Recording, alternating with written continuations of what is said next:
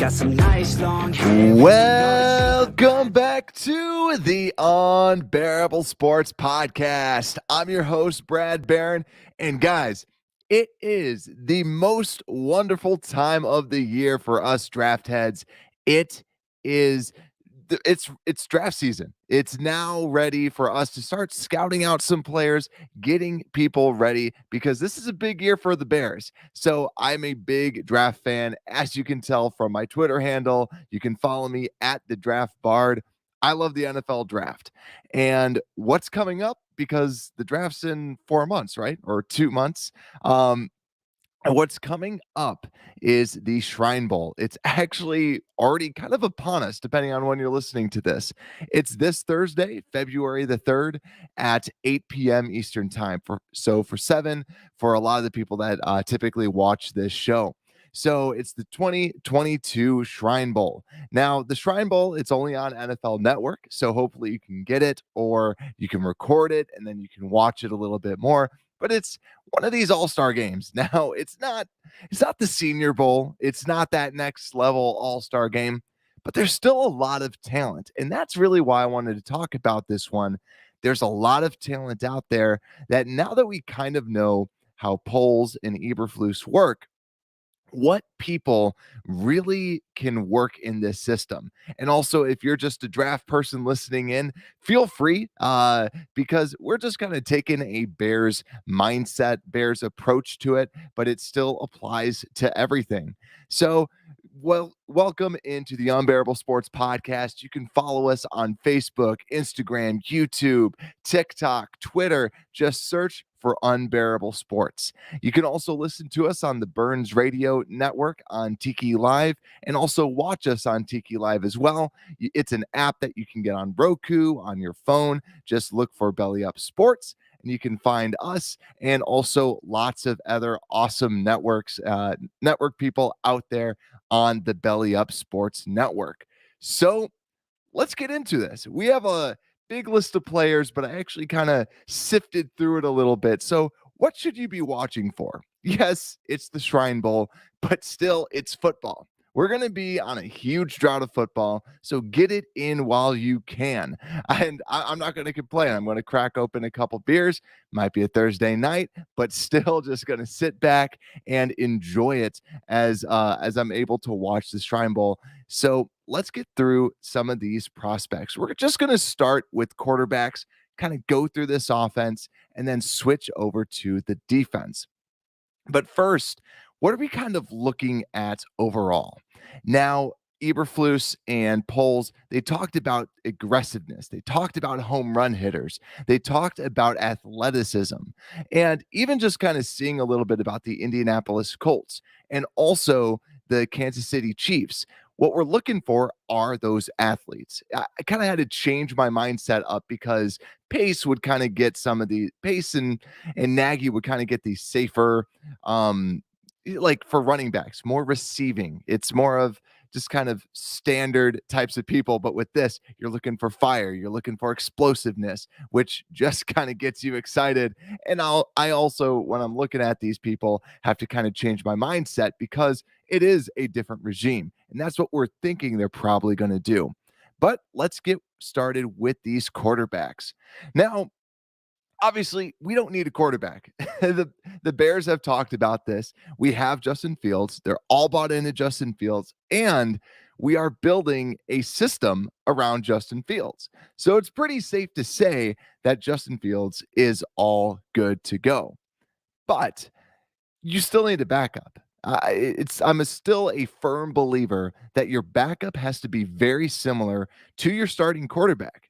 And especially since we are building the offense around what the team does well, you're going to be building around what does Justin Fields do well.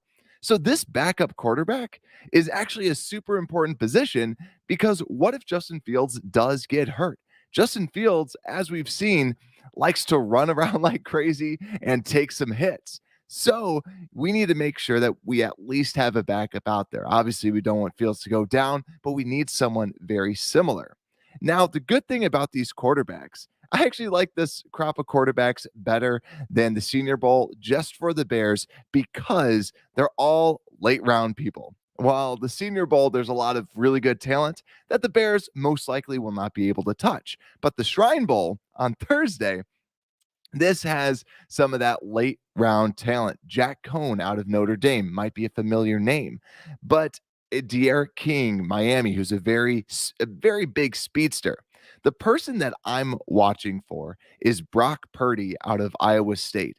He's number 15 on the West team. Now, yet again, probably a familiar name if you know college football. And the reason why he's the person that I highlighted as someone to be watching for, not saying he's the best one out there, but I am saying he's probably the most similar to Fields, if you will.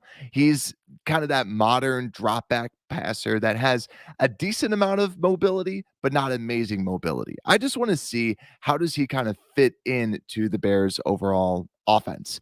How would he look and how well does he end up doing? Purdy, definitely. I'm not betting the house on him, but it's just someone that I am watching that I think we should be watching too because of that mobility factor. Jack Cohn is probably one of the best quarterbacks out there at the Shrine Bowl, but he's just a statue. We don't need a statue out there. That's why I think Purdy is a good blend of the mobility and the pocket presence that we're looking for, rather than like a De'Aaron King out of Miami, who's more of just the athlete and not necessarily the arm talent like other quarterbacks and Justin Fields. So Purdy, first person just to be on the lookout for. Now, next is running backs. We're going through the positions that we don't really need first, but this is usually the way that I like to go down it. But there's one guy that I really want to be looking out for, and that is Ty Chandler out of North Carolina. You can see him on the West. There's a lot of people on the West that I like on this offensive side. He wears the number 19. And obviously, you can see the Carolina blue helmet. The reason why I like him is because he's explosive. Obviously, we don't need a running back, but it's someone to just be looking at that we could potentially get later on. It's also a big question mark. What are we going to do with Montgomery? So you might want to draft another person as another backup for if Khalil Herbert ends up being the lead back after the following year. Obviously, we're planning super far ahead, but it's something that a GM should be looking out for. But this Ty Chandler, he ran a very heavy RPO system at North Carolina.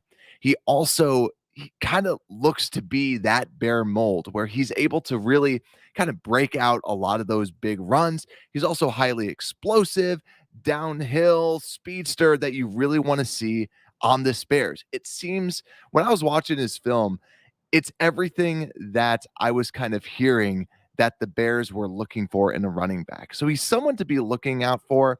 You can get him later on in the draft, but he's just someone to watch. So Ty Chandler, number 19 on the West side from North Carolina. But the next guy, I just want to see what this person could potentially be. And this is Let-I Brown from West Virginia. He's just very violent. He's kind of a home run hitter, but I just want to see, are we going to get a violent guy in here? Because we have some shifty people with Herbert and Montgomery, but I want to see if Let-I Brown or Letty Brown from West Virginia is going to be that violent runner. Do we want someone else that kind of can shift it up? Because we already have two good shifty running backs, if you will. The last running back that I'm kind of just looking out for is Joshua Corbin, though, out of Florida State. He's 6 foot, 221. He's probably the biggest guy out there. So from a height and weight perspective. Now, the reason is there's already people saying he looks very, very pro ready. He's another late round running back that you could potentially get. He's number 5 from the West side, but he's got a lot of speed to him and also a good pass protector, and he's bigger. So I'm kind of curious. You see what the Packers have with an AJ Dillon. Now, obviously, he's not as big as an AJ Dillon, but do they want someone that can really kind of just punch people in the mouth? That's what Joshua Corbin from Florida State did. So are we looking for a bigger guy to kind of complement the speed, the shifty vision, and just a big guy to kind of bulldoze some people over? Yet again, not the biggest, but still the biggest here. So just someone to be on the lookout for. So Joshua Corbin and Ty Chandler. Now, even though that we've talked about the running backs, there is another person that I'm keeping my eye out for, and that is Clint Radkovich. I believe I said that right. He's from Northern Illinois. So if that name sounds familiar, us Bear fans probably know who he is and might have seen a little bit of him. He's on the west side, number 25, like I said, from Northern Illinois, and he's a fullback. Now, this I've never said the word fullback on this podcast before, but it's a very important position for the Mike Shanahan or for the Shanahanian systems that we could potentially be running. Look at the Shanahan systems where at the 49ers, a great fullback. You also look at the Packers. They got Joseph DeGuara because they needed that fullback role. He's not the biggest of guys out there, but he's still a fullback. Or he played running back, but now he's listed as a fullback. How does he look at that fullback role? But also, just keep your eyes out for the fullbacks. I feel like the Bears might get a fullback this year because that's what they need inside of this system. Yet again, we don't know exactly what the system is, but this guy, Clint Radkovich, he is someone that is a good receiver out of the backfield. The biggest question that I have is about the blocking. So that's something I'm really looking at is, can this fullback block? Because then he could be someone that the Bears might want to draft just so that they can have a fullback, so that they can run that Shanahan system. Now we're on to the wide receivers. A lot of the sexier types of picks, but I really kind of have just two really that are really highlighted for me. Now, the two that I'm looking at is, first off, is Derek Young out of Lenore-Rhyne. Lenore-Rhyne, there was Duggar that was coming out that the Bears were possibly going to get and ended up going to the Patriots. So it's that D2, that small division school. I always like to see those small school players come out because you get to see how do they compete with everyone else, and also are they good enough to make it to that next level. He wears number 11, and yet again from the West. Everyone from the West, just look out for on this offense. But I just want to see what he can do. He's very versatile. I always like hearing that a wide receiver was a running back because it just shows off a little bit more elusiveness. He was a running back, then he shifted over to wide receiver, but he doesn't stand out on the tape when I'm watching him. But at the same time, too, I just want to see him around other people. So not too much of a scouting report, but just Derek Young, 11 from the West Side. Just see what he can do at wide receiver. Most likely a very, very late round pick, if not a UDFA. Then next we have Stanley Berryhill III out of Arizona. This is a guy that I really want to see the Bears look at. He is a huge big play threat. That's something that the Bears were really kind of pushing, is that they need this big play threat. He wears number 1 from the West Side. So yet again, more people from the West Side. Number 1, easy to remember.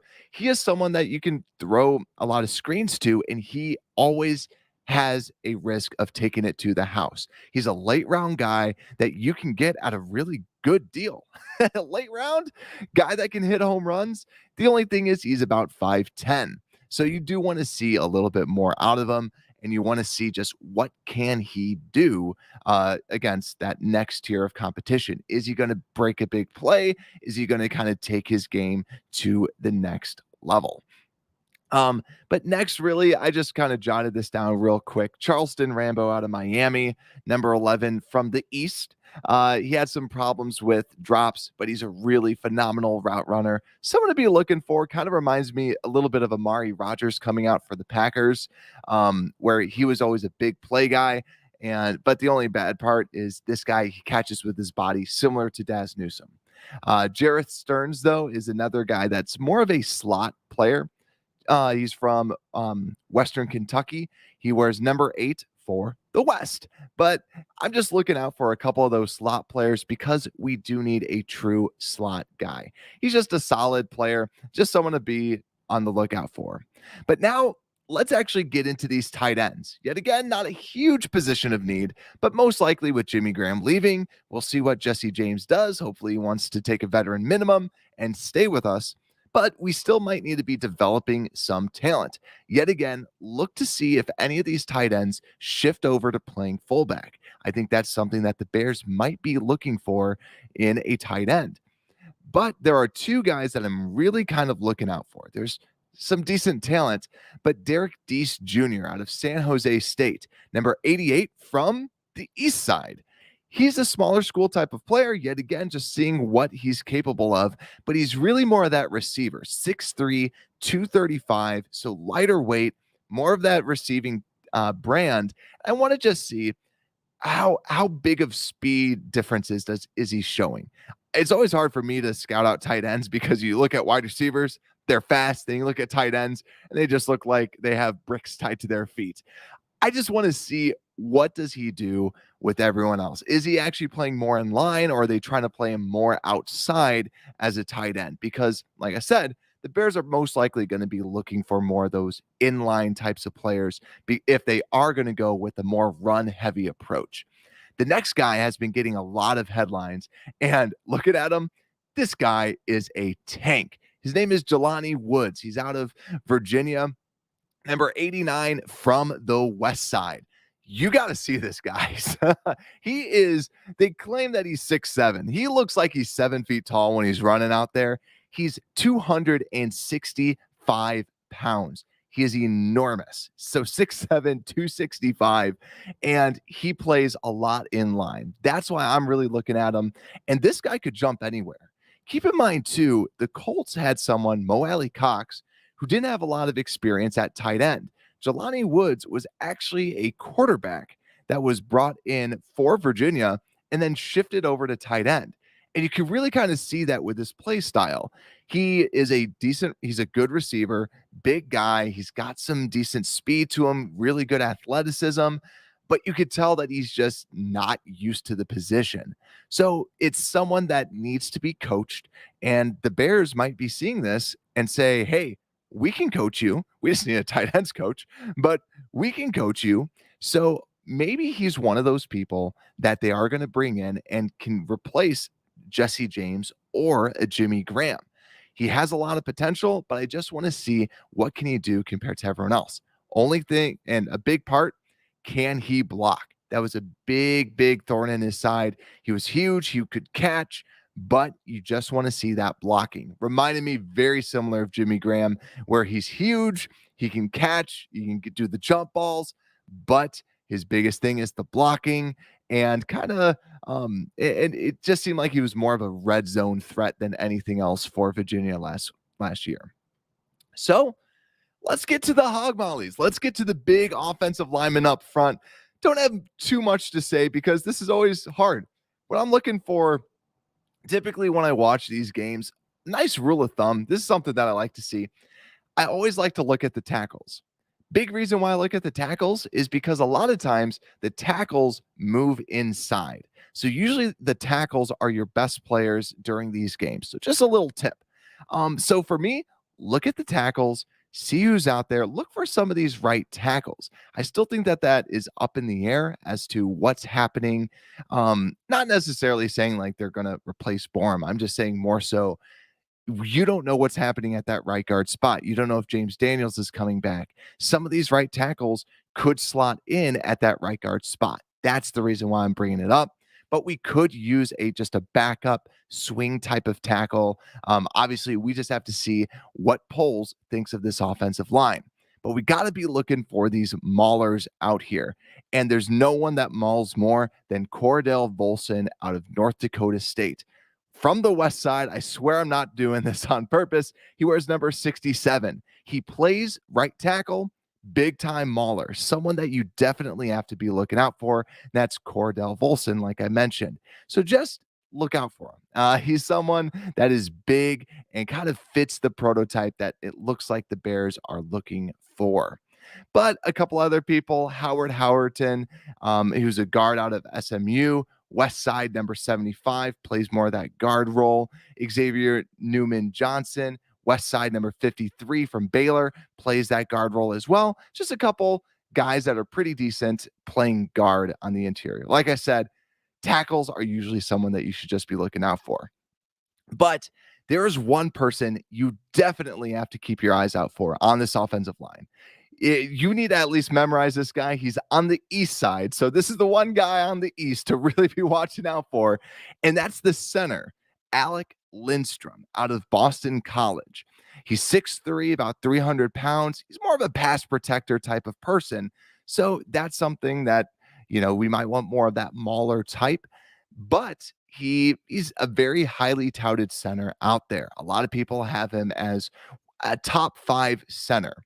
So because of this, you've got to just be looking at him at that center position because we have no idea what's happening at center. Chances are we're going to have to replace someone there. He has played a lot of zone schemes. He's very productive in a zone scheme, which is what we're kind of assuming we're running from a run perspective.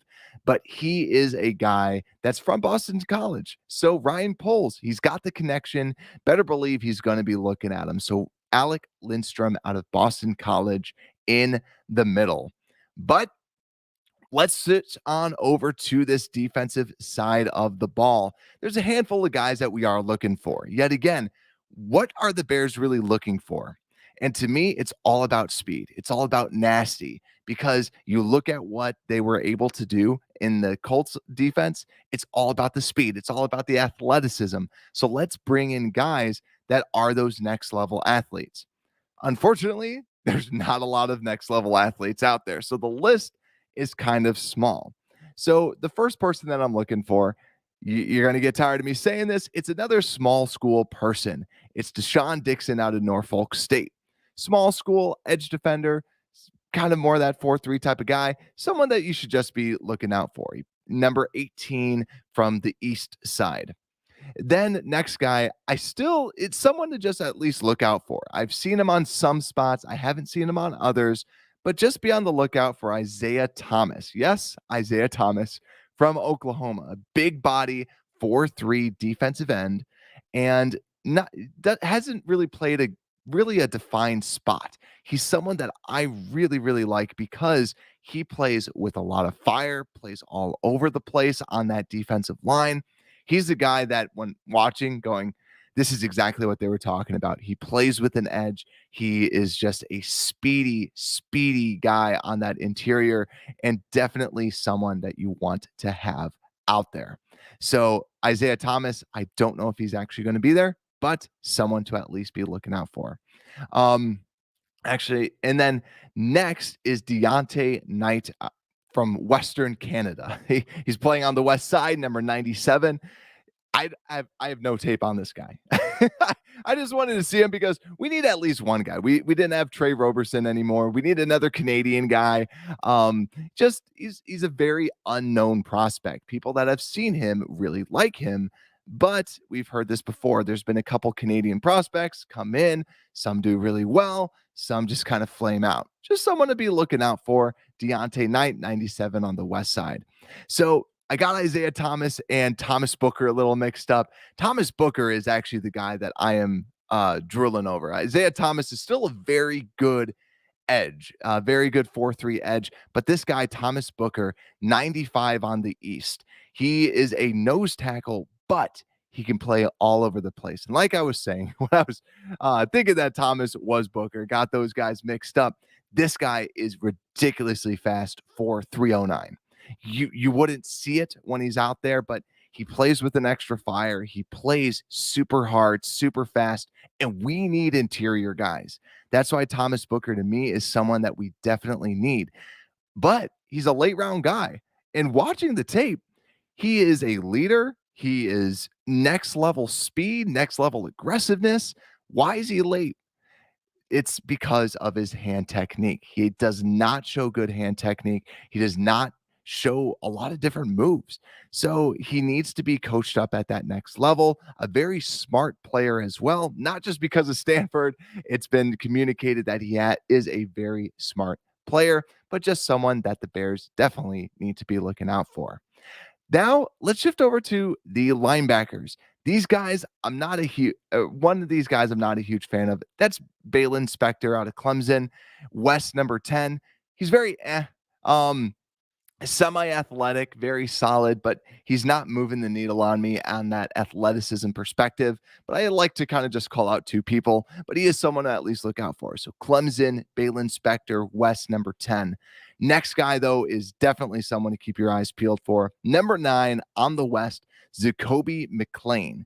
He is a 4-3 linebacker that it hits hard. He flies to the ball like crazy. Leader, exactly what the Bears are looking for. Little quote unquote undersized at 6 foot 219, but really it seems like he's got a magnet on his helmet. He just flies to the people, but he flies kind of head first. So maybe he needs to have a little bit more discipline, but that's why I want to see him out there. He's probably going to be shining. He's the fastest linebacker out there, and I know that the Bears are definitely going to be looking for him. Now, the corners, this is difficult because I'm always a fan of man-to-man coverage. I always kind of bring that up higher because I like man coverage because to me, if you can play man, you should be able to play zone.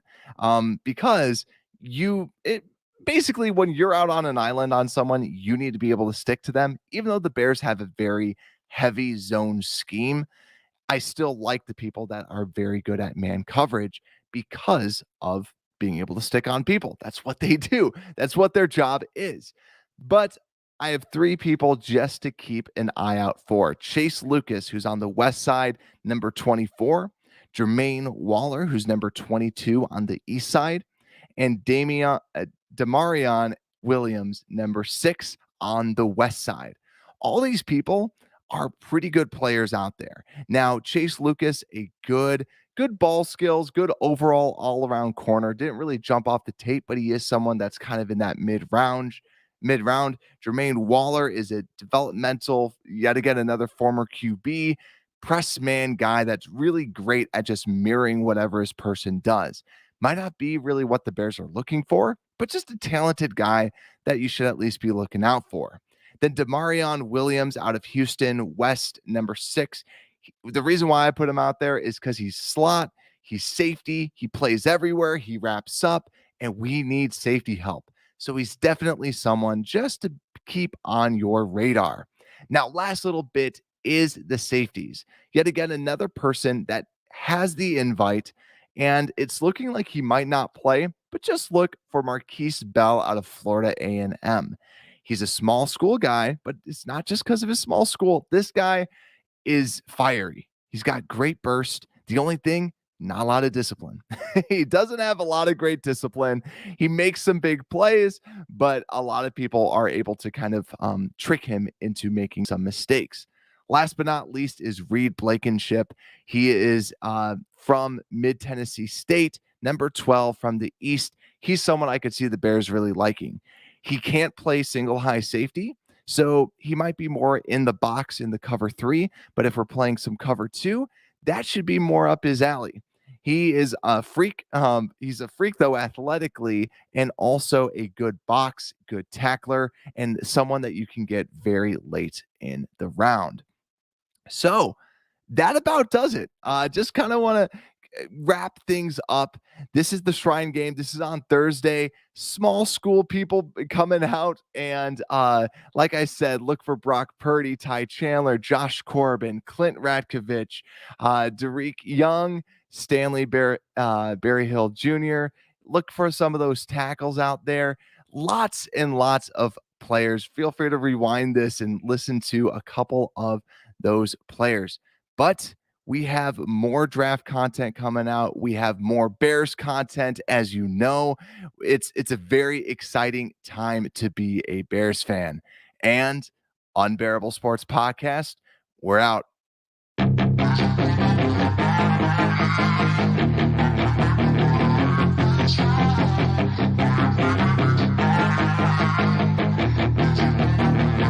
Yeah, she's got some nice long hair, and you know that she's a bad chick. Thank you for listening to this Belly Up Sports Podcast Network product. Some said we go belly up, so we made it our name, and we're still here.